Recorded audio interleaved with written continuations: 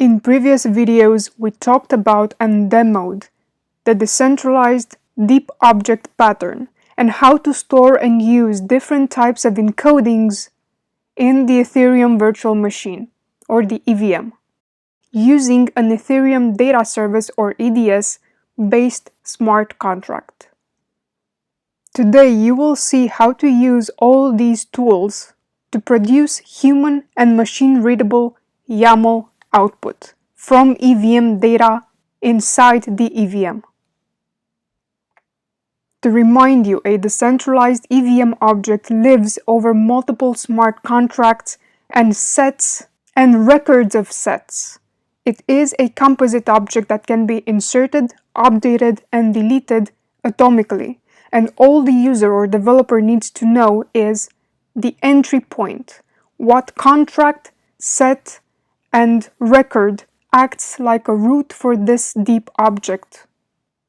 That contract and record then has all the information needed to retrieve all the sub-objects from other sets and contracts.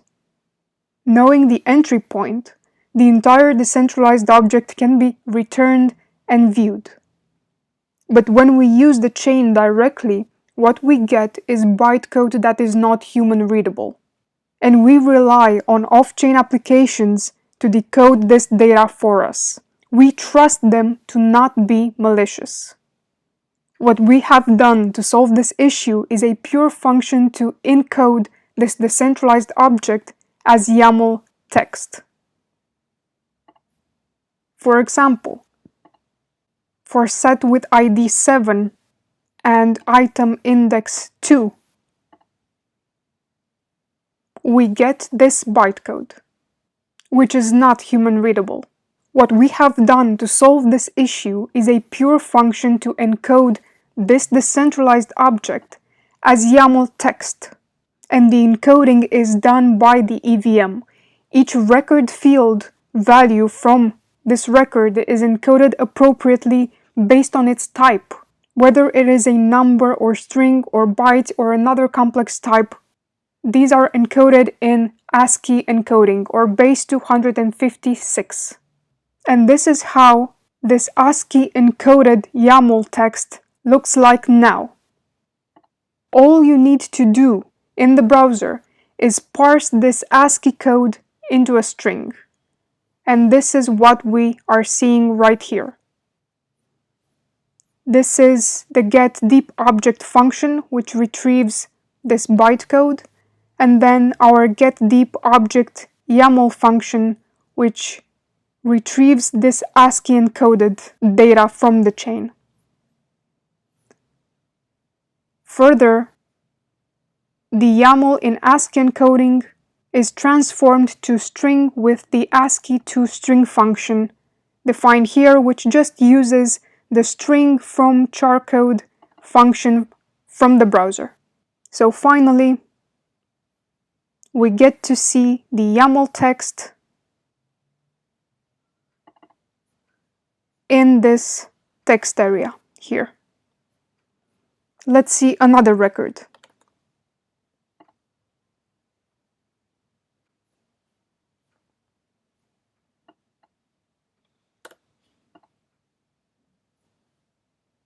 Here we see 3 records from 3 different sets, from 3 different smart contracts. The entry point is the profile record with fields greeting, name, votes, and color. The name field points to a record from the person's set, with fields first name, and birth year. The birth year field points to a record from the birth record set, with fields birthplace and birth year.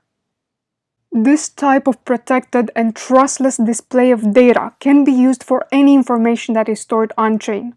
It can be used by wallets and dApps when they prompt users to sign messages.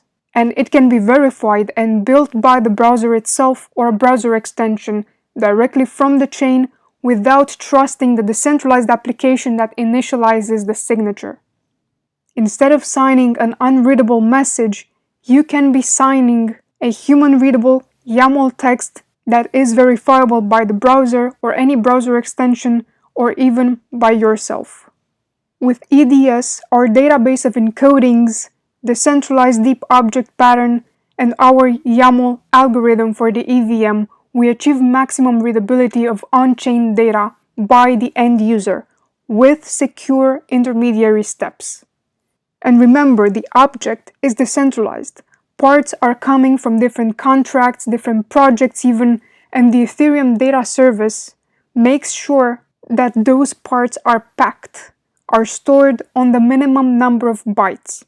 And with our ASCII encoding, instead of strings being stored in base 256, texts can be stored in base 32 or base 64, for example, so they are further compressed. And of course, this system has all the other advantages of the Ethereum Data Service, the centralized deep object, our encodings algorithm, the centralized function, subsystems that we talked about in previous videos.